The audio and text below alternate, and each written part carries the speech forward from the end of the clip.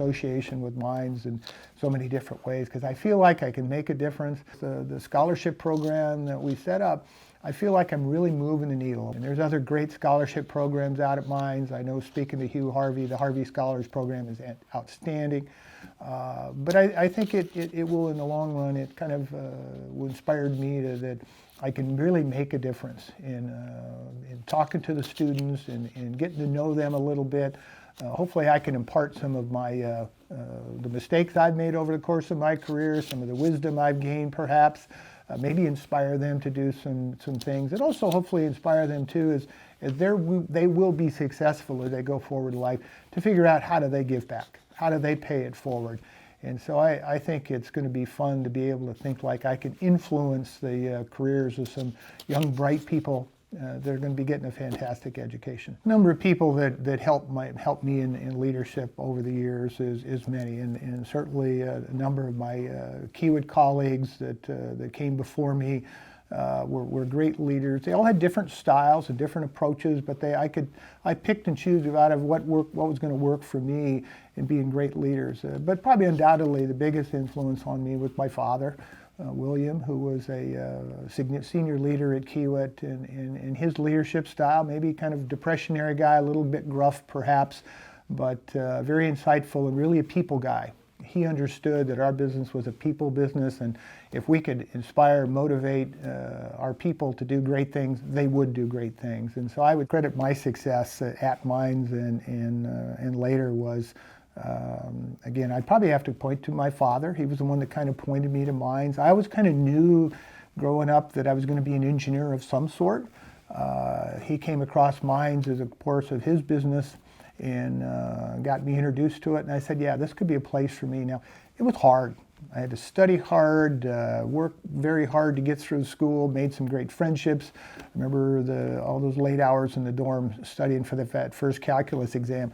Perhaps it wasn't, I didn't want to let my dad down, so I studied hard and did okay. But then once I got out, I could see that all that hard work that I had put in, I could translate it into the work environment and be a great team member, and hopefully then take on ever increasing roles of responsibilities, but always understanding that there really is no substitute for hard work. And we all know that Minds grads, when they come out, they're going to work hard. They've had to study hard. It's very difficult to get through. And so I'd say that whole work ethic that created for me, in today's day and age, I think there's people, younger folks sometimes will ask me, what's the key to success, whatever. And I say, well, if I have to just give you one thing, just work hard, and life will pay you back, and you will be rewarded in so many different ways. The inspiration for the Grewcock Presidential Scholars Program has been, I guess, my long history at the Kiewit Company, and understanding that it's all about leadership. It's all about leaders and creating leaders that can make organizations successful over the long run. And so as I talked to the folks at the school, President Johnson and others, the need for scholarship help was apparent and needed, and I knew that the Minds was going to give students a fantastic technical education. There's no doubt about it. The students are bright, they're passionate, they're energetic. They would get a great technical education, but I wanted to go beyond that. I wanted to create leaders, people who would come out of Minds with a great technical education, but be leaders, prepared to take on leadership positions, whether it be in a big company, a small company, they want to start their own company, they were going to be in government in some way, shape, or form. And so really I understood in my years at Kiewit that it was all about leadership. As I observed and had the benefit of working for some fantastic leaders that motivated me, mentored me, I wanted to pass back some of those kinds of experiences that I received, that I think helped make me a better leader. I wanted to pass that on to the students. And so we've structured this program in a way that will complement and supplement their great technical education. And hopefully when they come out, will be great leaders, prepared to take on some significant leadership roles in the future. In addition to leadership programming, the Minds Signature Student Experience will fund scholarships, honors programs, and many, many other things. It really is an exciting thing, and I really am excited about it. But look at this video now that President Johnson shot. He had a little fun with some of the students, and I'm really happy that my cohort of students is going to be able to experience all of this.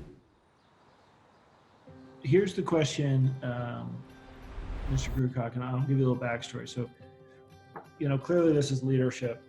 And one of the things he wants to know about each of the finalists is a little bit like, what are you striving for in your leadership? I think I would definitely like to be involved in clubs at Mines, and definitely I think leadership in that area. I think I mentioned in my interview that I was really interested in joining the school newspaper. I want to join SWE, and I want to find something that I can do to like get involved with the community. Also, I would like to get involved with community service in Golden. On campus, I really want to get involved in the cybersecurity club. I looked at a couple of the club opportunities at Mines, and four that really stuck out to me was... Oh, hey, Colin. What are you doing? Hey, Fisher, how you doing? Good, sir. How are you? Are you crashing these? I had a little bit of a break, and Well, you're the president. You get to Zoom bomb anyone, I guess. So that's pretty great. yeah. Did you tell Nat how impressed we were with all the books in his background during the interview? That is true. We did talk about how your office looks straight at like a professor's office. Yeah. You're still dressed very well. I'm glad to see. So Thank you. you are the only candidate with with a remote controlled robot lawnmower. That's good. But no, we were all really, really impressed. People had a lot of great things to say about you, and so much, in fact, that we decided that you should be one of the very first Grewcock scholars ever. Wowzer. Wow. Oh my goodness. I was like, oh my goodness. Congratulations on being selected. Thank you. I didn't expect that. Thank you very, very much. So congratulations on your selection. Thank you so much. Oh my gosh. Wow. This was just an elaborate scheme to get you on Zoom so we could congratulate you and welcome you in person. That's such a good idea. Thank you so much. Oh my goodness. I was not expecting that today. That is exactly the type of evil plot that I would do. This was just an elaborate scheme to tell you you've already been selected as a scholar. Okay, my dad, he said that this is what would happen. My dad said what would happen. So with that comes All right. your membership into a very select group, 10 students who are selected. You're going to go through this transformational leadership experience, graduate with an exemplary toolkit of leadership skills and understanding.